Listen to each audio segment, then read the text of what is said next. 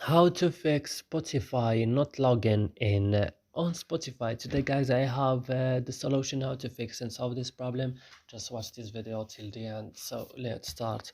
So first you have to go and open the settings of your phone. Then you have to go directly to apps or applications, and here you will find all the applications that you have on your phone. So you will search just for Spotify.